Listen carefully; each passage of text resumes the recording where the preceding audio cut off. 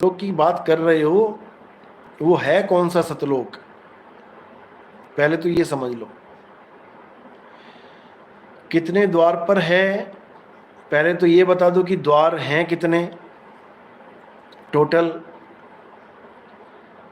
द्वारों की गिनती कर रहे हो, जैसे रामपाल जी महाराज ने एक जगह सत्संग में बोला कि 10वां द्वार नहीं, 11वां द्वार नहीं, 12वां द्वार है सतलोक का। सतलोक का 12वां द्वार है, ये उन्होंने बोला।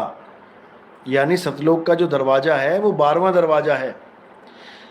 अब उनसे पूछो कि 9 दरवाजे कौन से हैं और 10वां दरवाजा कौन सा है। अगर उनसे कोई पूछे तो जैसा वाणियों में दर्ज है उसके हिसाब से उनको यही बताना पड़ेगा कि ये हैं 9 दरवाजे। 2 आँख, 2 कान, नाक, मुख, लिंग, गुदा, ये 9 दरवाजे हैं। और 10वां द्वार जो है वो मूल ठिकाने पे है। अब ये दरवाजे काया के हैं और जो तुम 12वां लेके बैठे हो वो सतलोक का है। यानी 11 दरवाजे तुम शरीर में गिनवा दो और 12वां तुम कह दो सतलोक है। इसका मतलब 11 दरवाजे से निकलने का जो रास्ता है वो भी किसी लोक में जाना चाहिए ना। आँख से निकले तो कोई लोक होना चाहिए सामने, कान से निकले तो कोई लोक होना चाहिए, नाक से निकले तो लोक होना चाहिए, लिंग से निकले, गुदा से निकले तो कोई लोक होना चाहिए, क्योंकि ये भी दरवाजे हैं और किसी ना किसी लोक में ही खुलेंगे।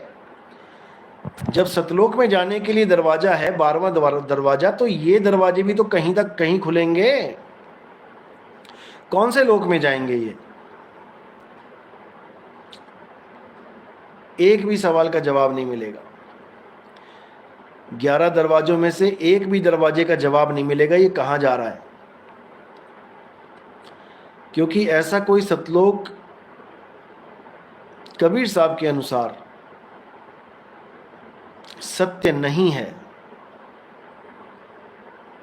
जिसमें जाके हमें परिवार बनाना पड़े, हमें कुछ खाना पीना खाना पड़े, हमें चलना फिरना पड़े, या फिर जैसे उसी सतलोक में काल और माया का जन्म किया गया था, वहाँ पर काम क्रीड़ाएं होने लग गईं। तो ऐसे सतलोक में जहाँ पर काम वासना भी है, तो ऐसा सतलोक सतलोक हो ही नहीं सकता, वो नकली लोक है।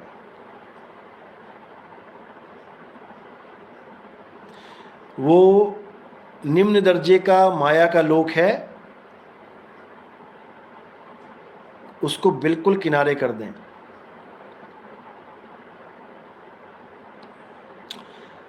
कबीर साहब का जो सतलोक है वो ये वाले सतलोक नहीं है जहां पर सोने के पहाड़ और दूध की नदियां हैं। कबीर साहब का सतलोक है सत्य स्वरूप, अचल अचल लोक।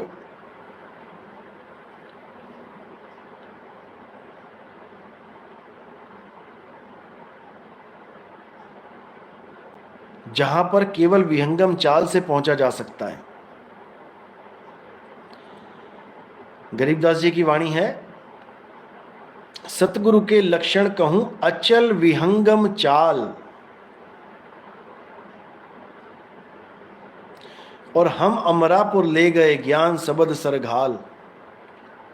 इस एक वाणी में ही अमरलोक का भी जिक्र है, अचल आत्मा का भी जिक्र है, और वहां तक पहुंचने की विहंगम चाल का भी जिक्र है। और ये पूरा ज्ञान देने वाले सतगुरु के लक्षण का भी जिक्र है। सतगुरु के लक्षण कहूं, बहुत से गुरु सतगुरु बने बैठे हैं। सतगुरु और गुरु में जमीन आसमान का अंतर होता है, जमीन आसमान का। लेकिन लोग जानते नहीं हैं, इसलिए कोई गुरु धारण कर लेता है तो थोड़े दिन में उसको गुरुजी से अब सतगुरु जी बना देते हैं। सतगुरु बिल्कुल अलग डेफिनेशन है। सतगुरु सोई सतनाम बतावे और बाकी गुरु कोई काम ना आवे। सतगुरु वो होता है जो सतनाम का भेद बता दे।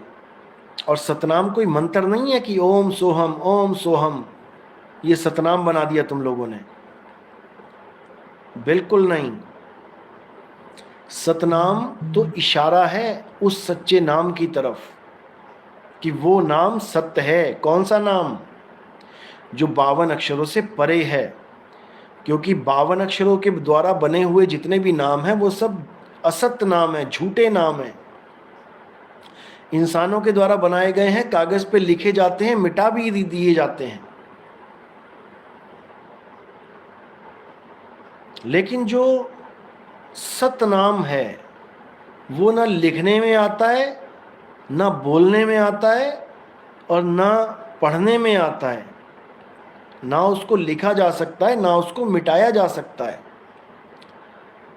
उसको अनुभव किया जा सकता है।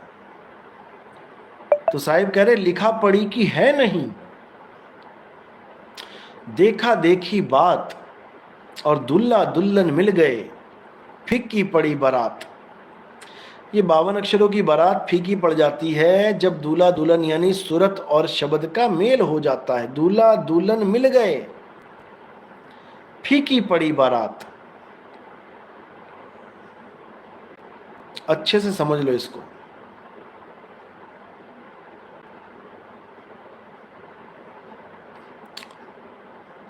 सत्य नाम है सार। दो ही चीजें होती हैं, सार और असार। सतगुरु ऐसा चाहिए जैसा सूप सुहाए, और सार सार तो गही रहे। असार यानी थोथा दे उड़ाए।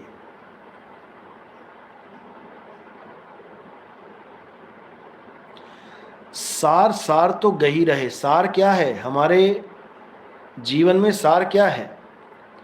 असार तो हमें पता ही है, जो नाश हो जाए वो असार है। ये काया असार है, ये माया असार है,